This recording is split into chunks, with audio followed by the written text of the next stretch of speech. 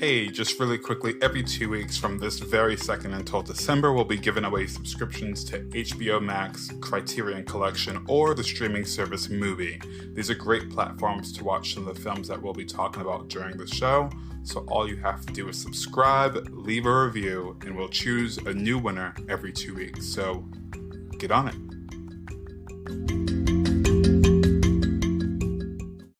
This is Tom Hanks winning an Oscar for his role in Philadelphia. I know also that I should not be doing this. I should not be here, but I am because of the union of such filmmakers as Ed Saxon, Ron Nicewaner, Christy Z, Attack Fujimoto, and a cast that includes many other people, but the actor who really put his film image at risk and shown because of his integrity, Mr. Denzel Washington, who I really must share this with.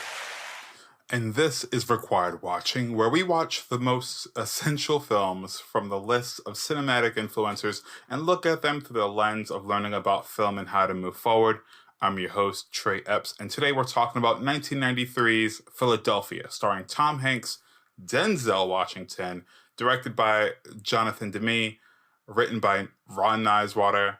The film is about a man with HIV who was fired by his law firm because of his condition. He then hires a homophobic small-time lawyer as the only willing advocate for his wrongful dismissal suit. The film was critically acclaimed and hailed as one of the first major Hollywood films to take on the HIV/AIDS epidemic. Plays like Angels in America were already out, and other indies featured the topic, but Philadelphia is regarded as bringing the topic to the forefront to Hollywood. The movie, of course, was designed to do just that. It was to take a look at the community that was unrepresented. The 80s and 90s were a mess for communities with this disease as a bunch of bias and misinformation spread. The director made sure to take all efforts where possible to include people of the community and give a voice to those who are affected by this. Bruce Springsteen was hired to write a song for the film, in part to bring this film to a wider audience. About its accolades, AFI has listed this film twice, and it, of course, is in the National Film Registry. You just heard Tom Hanks receiving his Oscar for Best Actor in a film for his role. And the film has received other nominations with various awards throughout this run.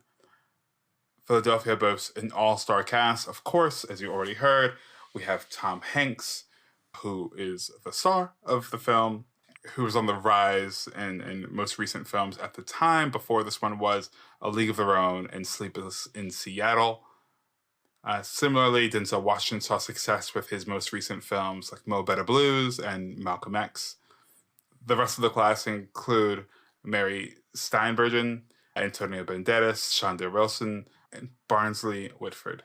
Of course, director Jonathan Demme last directed before this film Silence of the Lambs. The film begins with a battle amongst lawyers. Hanks and Washington's characters go at it. Hanks' character comes out on top, taking this victory back to the office where we see him climbing the work ladder and eventually getting a big case. Outside of work, we see him getting sicker and sicker with weight loss and sarcoma lesions.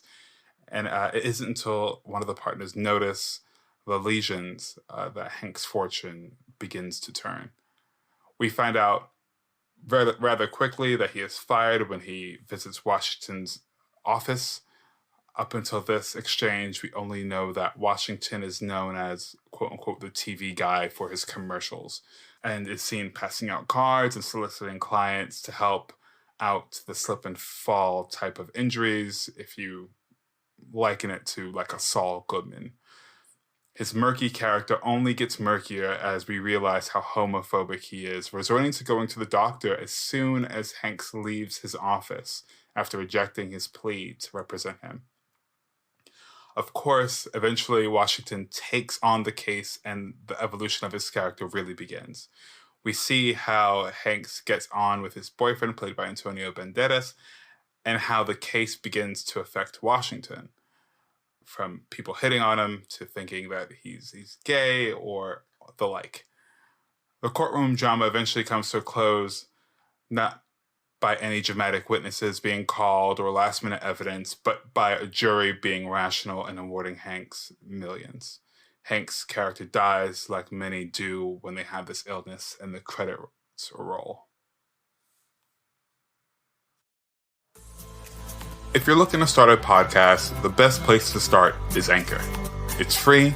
The creation tools allow you to record and edit the podcast right from your phone or computer, and Anchor will distribute the podcast for you, so you can be heard on Spotify, Apple Podcasts, and many more. You can make money from your podcast with no minimum listenership, and it's easy to do everything to make a podcast in one place. Download the free Anchor app or go to anchor.fm to get started.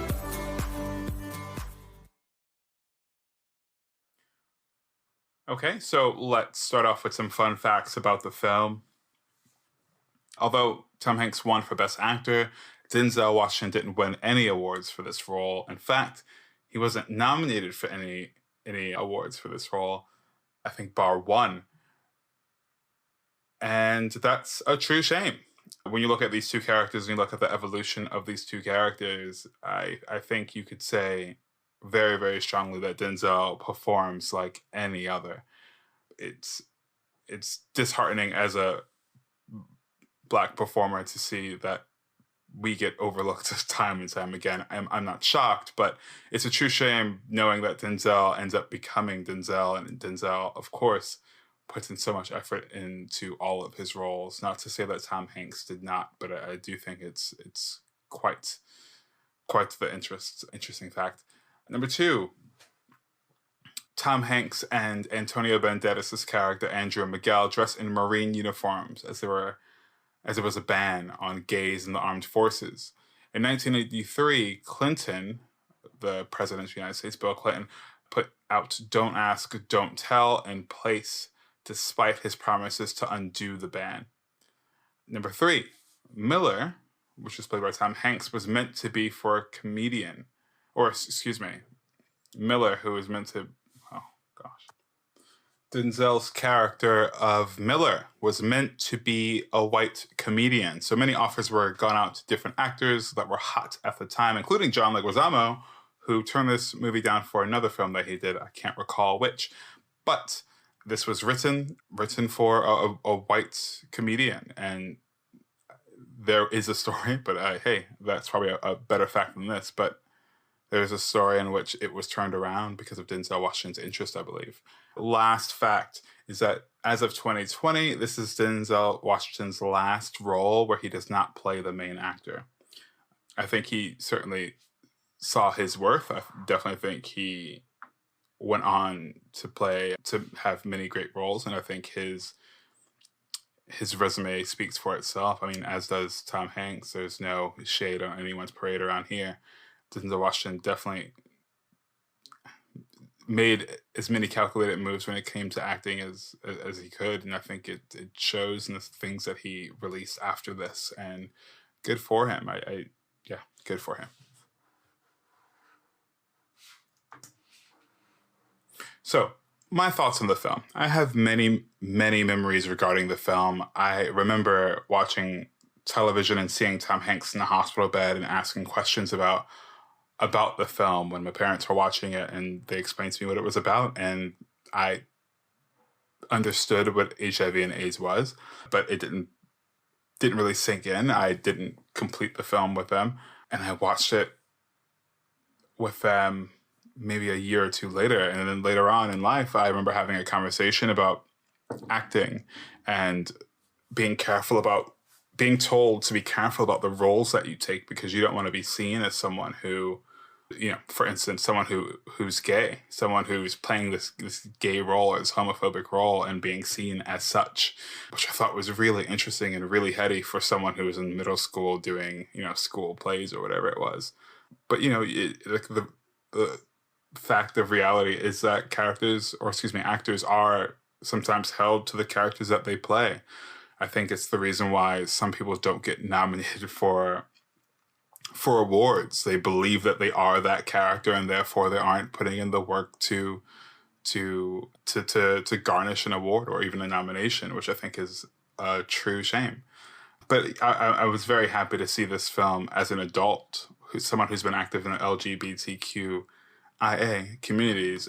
I think it's important for me and important for the rest of the world to see films where they showcase underrepresented voices and underrepresented characters. And even now, I can't tell you a film that is doing what this film is doing now. In the most recent, actually, maybe the one is Dallas Buyers Club. Is that the one? Maybe that film had, but anyways, so it's really good for me to see something like this, and I think we should all see something like this, which is why this film is required watching for everyone.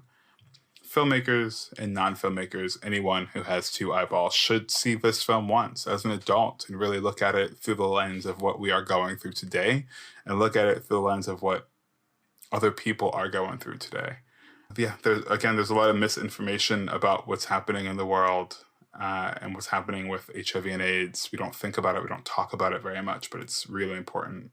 Cancer is not the biggest thing in the world. There are people who are suffering from all different kinds of things, and I think we need to take a step back and remember that. But specifically about filmmaking, listen, Rent, Angels in America, Dallas Buyers Club, these are all things that we hear about so often, but it's a shame that in recent years that this film isn't brought up much more often than what it is. I mean, I say that, but then again, Dallas Buyers Club isn't on everyone's lips, is it? Listen, the making of this film was not easy, and I think, as we all heard in Tom Hanks' speech earlier, it was the unity of all the participants in this film to make this film happen. And it should be noted that every film is always about the unity of one, but we talk about other films, and that's not the case. Sometimes the director is the main voice, and we all read about those people who lead with an iron fist and don't really allow for input from other people. And I think this is an antithesis of that. And we certainly watch any kind of behind the scenes and read anything about the history of this film, and we see that, again, there are people who were affected by HIV and AIDS and were cast to be in this film. There was an effort to get Bruce Springsteen and Neil Young to do this film for making it much more widespread. This wasn't about money. This wasn't about just getting money for the box office. This was about reach and making sure that people have eyeballs on this film, because, again, underrepresented communities need to be seen, they need to be heard, and I think this film does just that. But I am only one man. So that's our episode. I'm your host, Trey Epps. What did you think of the movie?